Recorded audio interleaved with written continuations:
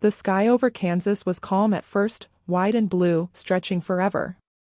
A soft breeze moved through the golden fields, and Dorothy skipped along the dirt road with her little dog, Toto, chasing butterflies. Her laughter filled the air, light and free, like any other quiet afternoon. But then, the wind changed. It started as a whisper, brushing against the grass. Then it grew, stronger, louder, wilder. The birds stopped singing. The sky dimmed, turning gray, then green. Dorothy looked up. A giant black cloud rolled toward the farmhouse, swirling like a monster waking from its sleep. "Come on, Toto," she shouted, clutching him close as the wind pulled at her dress. The air howled now, fierce and sharp, bending trees and lifting dust into the sky. Windows rattled. The old gate slammed open and shut again and again. From inside the house, Aunt Em shouted her name, Dorothy. "Get to the cellar." But Dorothy could hardly hear her. The roar of the storm drowned everything else. The world seemed to twist and spin, her hair whipped across her face, and Toto barked in fear. She ran toward the house, fighting the wind step by step, her feet sinking in the muddy ground. The sky flashed white. Thunder boomed like a giant's drum. She reached the porch and grabbed the door handle just as a powerful gust tore across the yard, lifting her off her feet. For a second, she was flying, then she landed hard inside the house. The door slammed shut behind her. The whole house trembled. Dishes fell, chairs slid, and the floor creaked as if alive. Dorothy tried to reach the cellar door, but the walls shook so violently that she stumbled and fell. "Hold on, Toto," she cried. Then came a sound unlike any other, a deep, low roar that grew until it filled her ears and heart. The floor lifted. The world spun. Dorothy's house was rising into the air, carried by the storm itself. She clung to her bedpost as everything floated, the table, a picture frame, even Toto's little basket. Through the window, she saw flashes of trees, barns, and sky all twisting together in a wild dance. The noise was so loud it felt like thunder inside her bones. Then, suddenly, silence. The air became still. The spinning slowed. Dorothy's heartbeat was the only sound she could hear. She didn't move for a moment, afraid to breathe, afraid to look. Finally, she opened her eyes. The room was the same, but something outside was different. The light had changed. It was warm and golden, almost glowing. Slowly, Dorothy stood, holding Toto close. She walked to the door and opened it. Her eyes widened. Outside was not Kansas. The world before her was alive with color, brighter and deeper than anything she'd ever seen. The grass shone like emerald silk. The flowers were as big as plates, singing softly in tiny voices. The sky sparkled with pink and gold clouds, and the air smelled sweet, like honey and magic. Dorothy stepped forward, her shoes crunching on a path made of yellow bricks. It shimmered in the sunlight, winding far into the hills. Strange houses shaped like bells and mushrooms stood nearby, their doors so small they seemed made for dolls. Toto barked once, sniffing the air. Dorothy's heart raced, part fear, part wonder. Where are we, Toto?" she whispered. Then she saw it, a small sign standing beside the yellow road. She brushed off the dust to read the words written in shining letters. "Welcome to the land of Oz." Dorothy stared at the sign, her mouth slightly open. She felt the soft wind brush her hair again, gentle this time, almost as if it were greeting her. Everything was quiet now. Too quiet. The colors around her moved and glowed, and far away, she thought she heard laughter, small, cheerful voices hidden among the flowers. Dorothy took a deep breath and whispered, This isn't a dream, is it?" Toto barked again, as if to answer. And as Dorothy looked ahead at the golden road and the strange, magical land before her, she knew one thing for certain, her life was never going to be the same again. Dorothy stood on the yellow path, blinking in wonder. The land of Oz looked like a dream painted by the sky, colors too bright to be real, sounds too soft to be true. The flowers hummed gently, turning their faces toward her, and the wind carried the sweet smell of sugar and rain. Before she could take another step, the bushes nearby began to rustle. Tiny voices whispered, "Is it really her? Did she do it?" Dorothy gasped and clutched Toto close. "Who's there?" she called. Out from behind the flowers came a group of the smallest people she had ever seen, no taller than her knees. They wore bright blue clothes and little round hats. Their faces shone with joy and curiosity. "Welcome, kind lady," said one, bowing deeply. "Welcome to the land of the Munchkins." Dorothy blinked. "The Munchkins?"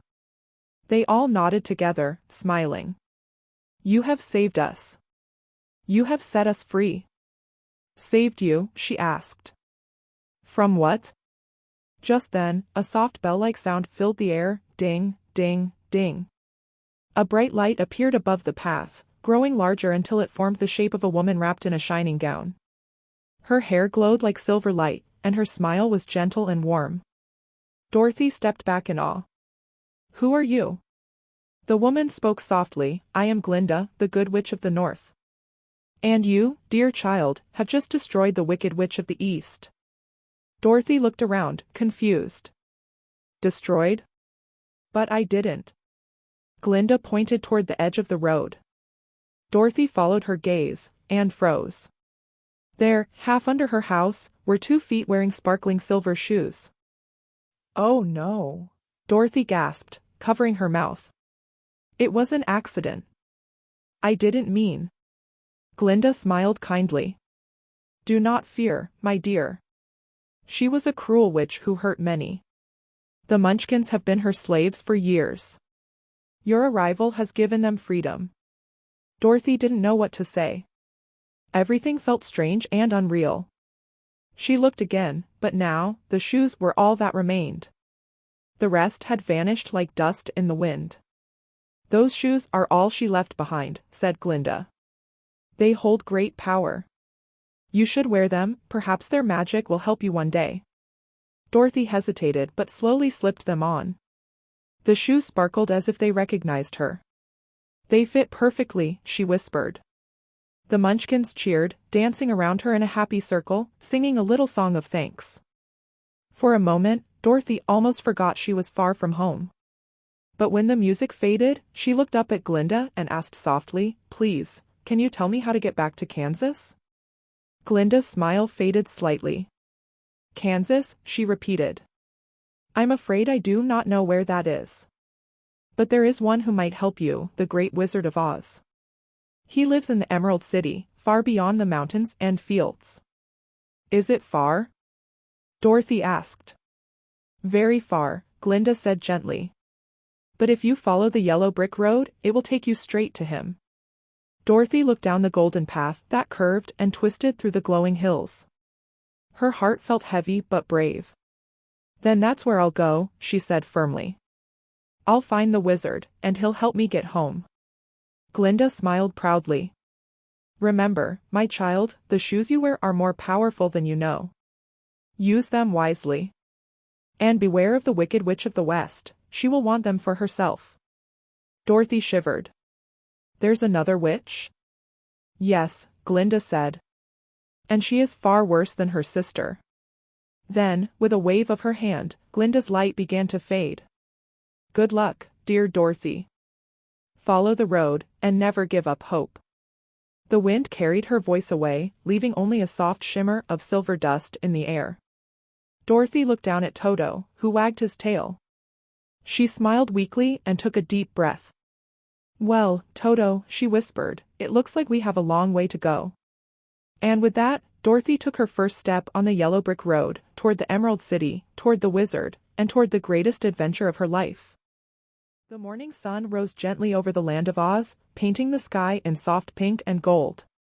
Dorothy walked along the yellow brick road, her silver shoes sparkling with every step. Toto trotted beside her, sniffing at strange flowers that shimmered like glass. The air smelled sweet, and the wind sang softly through the tall, blue grass. For a moment, everything seemed peaceful. But deep inside, Dorothy felt a quiet ache. She missed her Aunt Em. She missed the smell of the farm, the creak of the porch, the warm light of home. Still, she walked on, because Glinda had told her the wizard could help. And Dorothy was brave, even when she felt afraid. After some time, she reached a field full of tall, golden corn. The road curved sharply, and right at the bend stood a scarecrow, old and floppy, dressed in blue overalls and a straw hat. His head was stuffed with straw, and a painted smile stretched across his face. Dorothy stopped. Something about him seemed different. His eyes, though made of paint, almost looked alive. She tilted her head. "Good day," she said kindly. To her surprise, the scarecrow bowed slightly and answered, "And a good day to you, too." Dorothy gasped and stepped back. "You can talk?" The scarecrow laughed softly, his straw arms creaking. "So it seems. I've been standing here for so long, I thought I'd never get to speak again." "How can you talk without a brain?" she asked, puzzled. "That's the problem," he sighed. "I can talk, but I can't think very well. My head is full of straw, you see. I wish I had a brain like real people." Dorothy smiled gently. "Maybe the wizard can help you. I'm going to the Emerald City to ask him how to get back to Kansas. You can come with me and ask for a brain." The scarecrow's painted eyes seemed to brighten. "Do you think he would give me one?" "It's worth a try," she said. "At least you won't be lonely out here anymore." He nodded eagerly. "Then I shall come with you, my lady." He stumbled off his wooden pole and nearly fell over, straw spilling from his sleeves. Dorothy giggled and helped him stand. He looked clumsy, but there was something kind about him, something true. As they walked together, they talked and laughed. The scarecrow tried to think of clever ideas but kept getting mixed up. Dorothy didn't mind, she enjoyed his company. Toto liked him too, though he barked whenever the scarecrow's hat fell off. But soon, the road led into a dark stretch of forest. The sunshine faded behind the tall trees. Shadows crept across the yellow bricks, and strange sounds echoed in the distance, whispers, rustling, soft growls. Dorothy's steps slowed. "Do you think there are wild animals here?" The scarecrow scratched his head. "I don't know, but if there are, I hope they don't like straw." They both laughed quietly, though the sound trembled a little with fear. Then, a cold wind blew through the trees. The leaves whispered louder. Something moved behind them. Dorothy turned quickly, but saw nothing.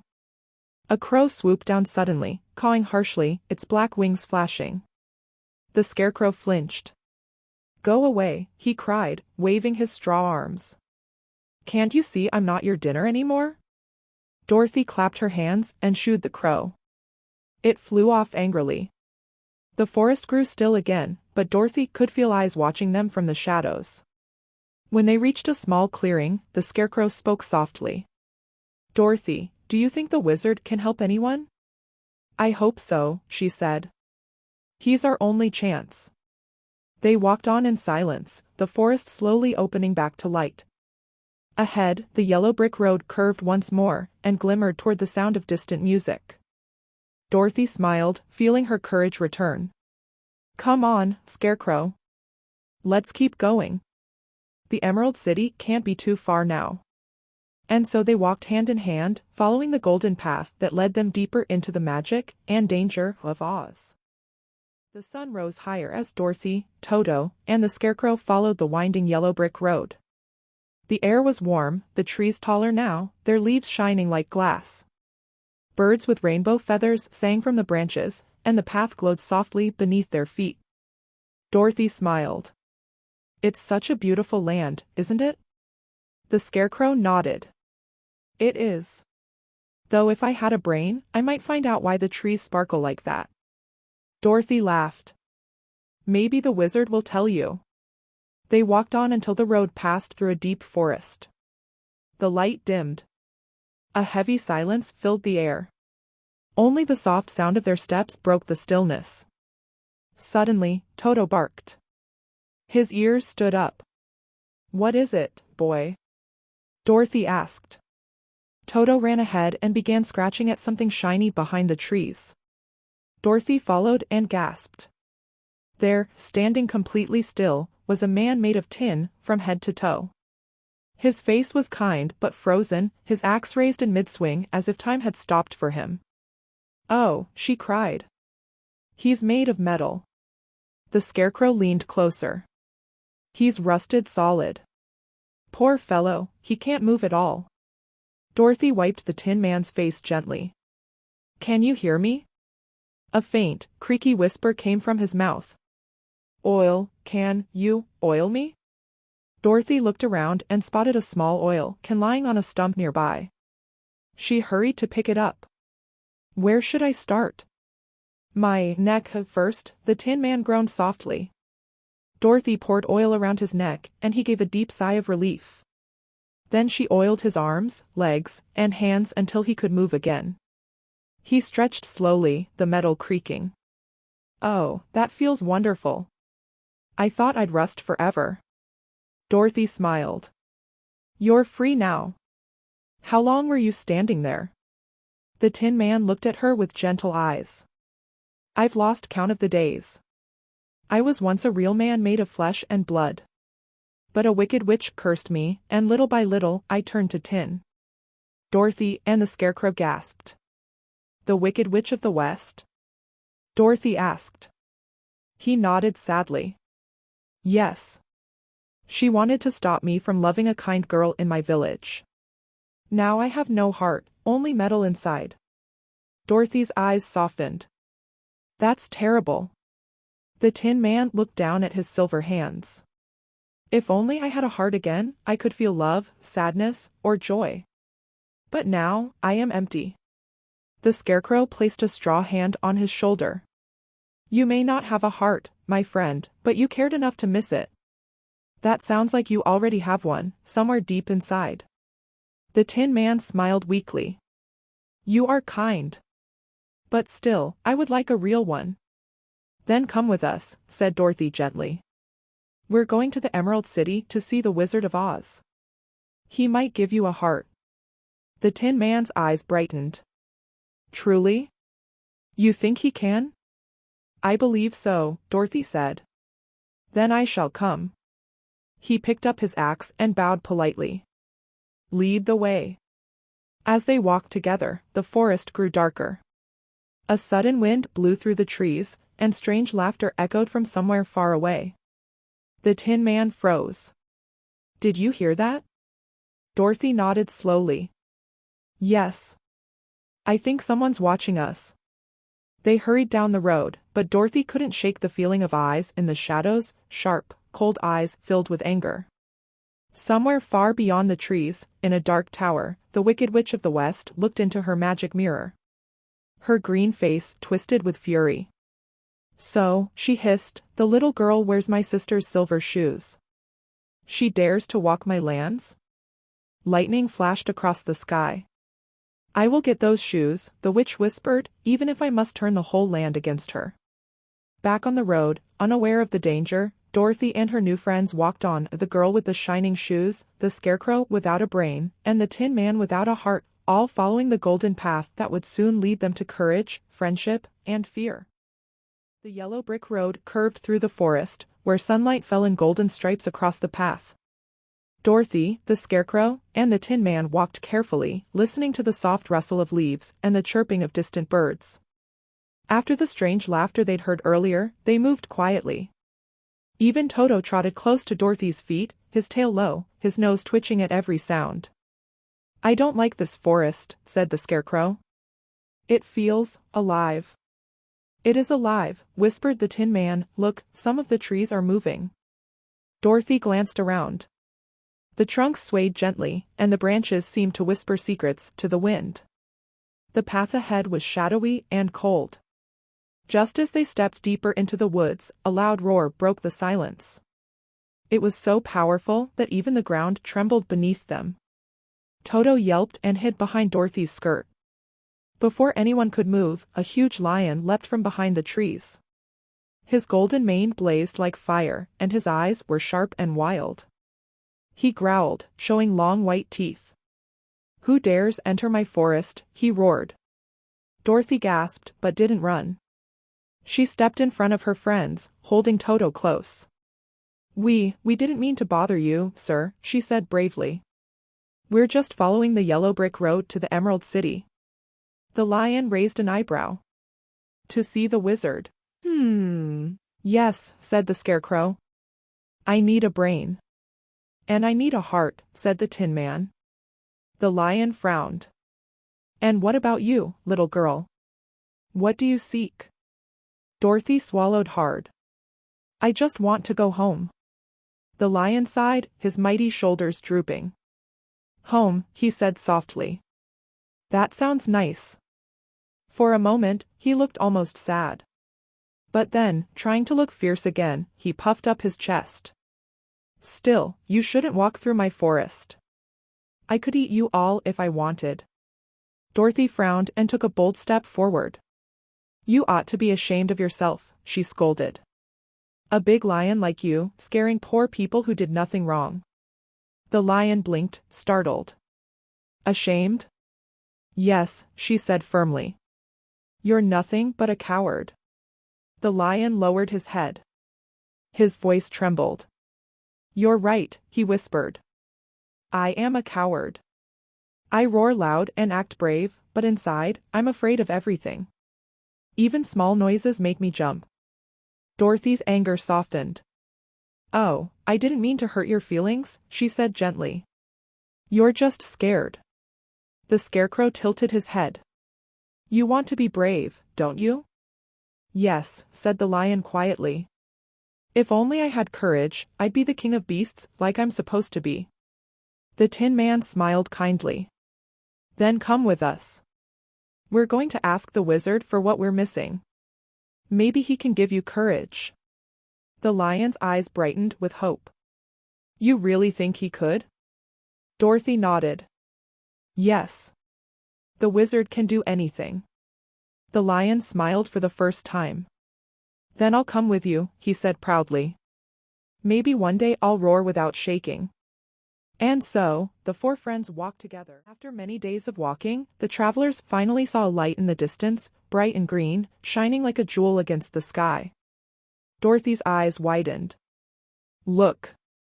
The Emerald City, she cried. Even from far away, the city sparkled. Its tall towers glowed like emerald glass, and the walls glittered in the sunlight. As they drew closer, the air felt different, soft, warm, and full of magic. Dorothy's heart filled with hope. We've made it, she whispered. We're really here. At the city gate stood a guard wearing green armor and a tall hat with silver trim. He looked at them carefully. State your business, he said in a deep voice. Dorothy stepped forward politely. We've come to see the Wizard of Oz. I want to go home to Kansas. The Scarecrow added, I need a brain. I need a heart, said the Tin Man. And I need courage, said the lion, though his voice trembled slightly. The guard looked surprised. The wizard rarely sees anyone. But perhaps, he'll make an exception for you. He handed each of them a pair of green glasses. You must wear these inside the city, he warned. The light of the emeralds is too bright for ordinary eyes. Once inside, Dorothy gasped. The streets sparkled with gemstones. The houses were made of shining green marble. Even the people wore green clothes, and their laughter sounded like music. Children waved as Dorothy passed, and shopkeepers smiled warmly. It's beautiful, said the Tin Man softly. It almost hurts to look at, added the Scarecrow. The lion smiled nervously. I hope the wizard is as kind as this city looks. They reached the grand palace at the center of the city, its doors tall and golden, guarded by statues of lions and angels made of emerald stone. A soft voice spoke from behind the doors. Who dares to seek the great Wizard of Oz? Dorothy stepped forward bravely. We come with hope, she said. Please, let us see him. The doors opened with a deep rumble. A gust of green smoke filled the air as they entered a vast hall. The ceiling shimmered like the night sky, and fire burned in glass bowls all around. At the end of the hall, a giant head floated above a silver throne, glowing eyes, booming voice. I am Oz, the great and powerful. Dorothy trembled, but she didn't run. Please, sir, she said softly. We've come to ask for your help. The wizard's voice thundered, What do you seek, child of the sky? I want to go home, said Dorothy. And I, said the Scarecrow, want a brain. The Tin Man bowed. I wish for a heart. And I, said the Lion, seek courage. The hall grew quiet. The giant head frowned, its eyes burning brighter. You ask for much, it said slowly. Why should I grant these gifts? Dorothy looked up, her voice steady but gentle. Because we have come a long way, and we've helped each other through every danger. We've been brave, even when afraid. The wizard paused. Finally, his voice echoed again, deep and mysterious. Very well. I will grant your wishes, but first, you must prove your worth. Dorothy's heart skipped. How? The wizard's voice rolled like thunder. Bring me the broomstick of the Wicked Witch of the West, he said. Destroy her, and you shall have what you desire. The friends looked at one another in shock. The Scarecrow's straw rustled nervously. Destroy a witch, he whispered. But she's powerful. The lion's tail drooped. And dangerous. Dorothy swallowed hard. We can't fight her, she said softly. We're just. But the wizard interrupted. Go. Do not return until her broomstick lies before me. A strong wind filled the hall. The giant head faded into green smoke. The doors slammed shut behind them. For a moment, no one spoke.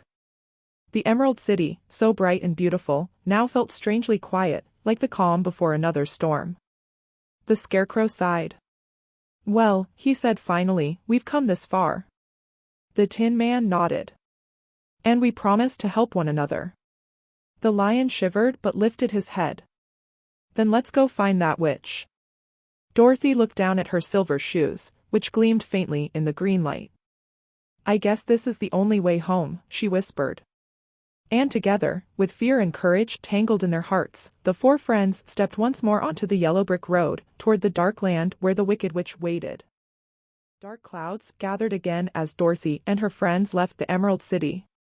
The yellow brick road no longer shone, it was cracked and covered in dust. The trees grew tall and twisted, their branches reaching like claws. The wind whispered warnings they couldn't quite understand. This place feels wrong, said the lion softly, his tail tucked low. Keep walking, said the Scarecrow, though his straw hands shook. We've come too far to turn back, added the Tin Man, his voice trembling like metal in the cold. Dorothy held Toto close. We'll be all right, she whispered, though even she wasn't sure. Far ahead, lightning flashed. On a tall mountain stood a black castle with narrow towers that seemed to scratch the sky. Smoke poured from its windows, and strange shadows moved along the walls. That must be her castle, said the Tin Man quietly. The Wicked Witch of the West, said the Scarecrow, gulping. As they drew closer, the air filled with cackling laughter. Flying monkeys swooped down from the clouds, their wings dark and leathery. They circled the group, shrieking. Before anyone could move, the monkeys grabbed Dorothy and Toto, lifting them high into the air. The Scarecrow tried to grab her hand, but straw scattered into the wind. The lion roared, but another monkey struck him down. Dorothy, the Tin Man cried, but it was too late. The monkeys carried her away toward the black castle. Inside, the witch watched from her tower. Her skin was green as poison, her eyes sharp as fire. She smiled cruelly. So, this is the little girl who wears the silver shoes, she hissed. The shoes that hold great power. Dorothy struggled as the monkeys dropped her onto the cold floor. Toto barked furiously. Let me go, she shouted. The witch laughed. You dare speak to me that way? Foolish child. Those shoes belong to me.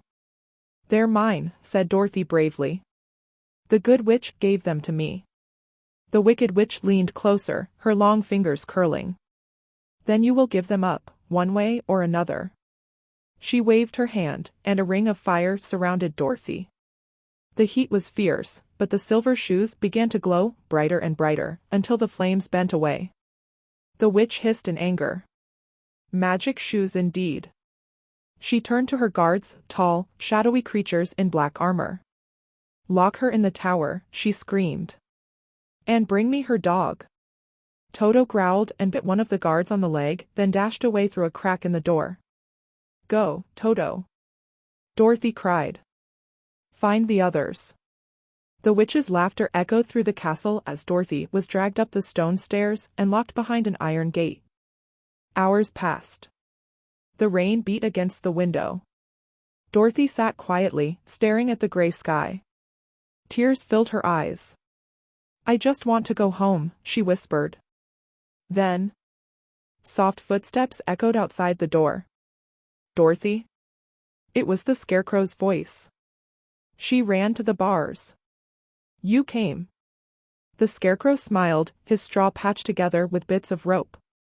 We all did, he said. The Tin Man and the Lion are downstairs. We found Toto, too. We're getting you out of here. Before she could reply, the door creaked open. The Tin Man and Lion rushed in. Hurry, said the Lion. She'll be back any moment. They ran down the tower stairs, hearts pounding. But as they reached the main hall, the witch appeared in a swirl of green smoke. Trying to escape, she sneered. You'll never leave this castle alive. She raised her broomstick, and a ball of fire appeared in her hand. Dorothy looked around desperately, then grabbed a bucket of water sitting near the wall. Without thinking, she threw it toward the witch. The fire vanished, and the witch screamed. Her skin began to melt away like wax in the sun. You foolish child, she cried. You've destroyed me. I'm melting. Melting. The castle shook. The guards froze, staring in shock. Then, as the witch vanished into a puddle, they began to cheer. She's gone, shouted one. The wicked witch is gone. Dorothy gasped, trembling. I didn't mean to. I just wanted to stop her. The Scarecrow smiled gently. You did what none of us could. You freed them all. The guards bowed low. The broomstick is yours, they said. Take it to the wizard, your reward awaits. Dorothy picked up the witch's broom, glowing faintly in her hands. Then let's go home, she whispered. And together, the four friends, and little Toto, stepped out of the castle into the sunlight, ready to return to the Emerald City. The Emerald City shone brighter than ever as Dorothy and her friends returned. The streets were lined with sparkling green stones, and crowds gathered to cheer. They've defeated the Wicked Witch, the people cried. The heroes of Oz have returned. Dorothy smiled shyly and held up the witch's broomstick. We've come to see the wizard, she said softly. The grand doors of the palace opened, and the four friends entered. The golden hall glowed with emerald light, and at the far end stood a giant curtain of green silk, shimmering like the northern lights. Dorothy stepped forward. Great Wizard of Oz, she called, her voice echoing. We've done what you asked. The Wicked Witch is gone. Please, will you keep your promise? A loud, booming voice filled the room. I am Oz. The great and terrible. Who dares speak to me? The lion trembled but stood tall. It's us, your majesty. We have come for our courage. And my heart, said the Tin Man. And my brain, said the Scarecrow. And I, said Dorothy, her voice steady, just want to go home. The voice thundered again. Very well. But first. Suddenly, Toto barked loudly. He ran to the green curtain and tugged it down with his little teeth. Behind it stood a small man with round glasses, wearing an old black coat. He jumped in surprise and dropped the microphone he was holding. Dorothy gasped. You're not a wizard. The man sighed and smiled sadly. No, my dear. I'm afraid I'm not. I'm just an ordinary man from Kansas. I came here long ago in a hot air balloon, and the people thought I was magical. I never meant to deceive anyone, but I couldn't tell them the truth. The Scarecrow tilted his head. But what about our gifts? The man smiled kindly. You already have them. You just didn't know it. He turned to the Scarecrow first. My friend, you've had brains all along, clever ideas and quick thinking saved your friends many times. To the Tin Man, he said, you have a heart that feels deeply, you've shown more kindness than anyone in Oz. And to the Lion, he said softly, you've faced your fears and protected those you love. That's true courage. The Lion blinked, smiling shyly. So I was brave after all. Finally, the man turned to Dorothy. And you, my dear, you've learned that there's no place like home. Dorothy's eyes filled with tears. But how will I get there? Just then, a gentle voice filled the hall. It was Glinda, the Good Witch of the North. She appeared in a swirl of pink light. You've had the power to go home all this time, she said warmly. The magic lies in your silver shoes. Click your heels together 3 times, and think of where your heart belongs. Dorothy looked at her friends, the Scarecrow, the Tin Man, and the Lion. I'll miss you all so much, she whispered. The Scarecrow smiled sadly. Don't forget us. The Tin Man wiped a tear from his cheek. You'll always be in our hearts. The Lion nodded. And you, in our courage. Dorothy hugged them one by one, then picked up Toto and closed her eyes. There's no place like home, she whispered. There's no place like home. There's no place like home. The wind rose around her, soft and golden. The palace, the city, and her friends faded into light. When she opened her eyes, she was lying in her own bed in Kansas. Aunt Em stood by the door, smiling through tears. Dorothy, you're awake, she said gently. You've been dreaming. Dorothy sat up, holding Toto close. Oh, Aunt Em, it was real. There is a place called Oz. And I met the most wonderful friends. Aunt Em smiled. I believe you, dear. Dorothy looked out the window at the calm, blue sky. I'll never run away again, she whispered. Because now I know, there's no place like home. Toto barked happily, and somewhere, far away, maybe in another world, a rainbow glowed faintly over the land of Oz.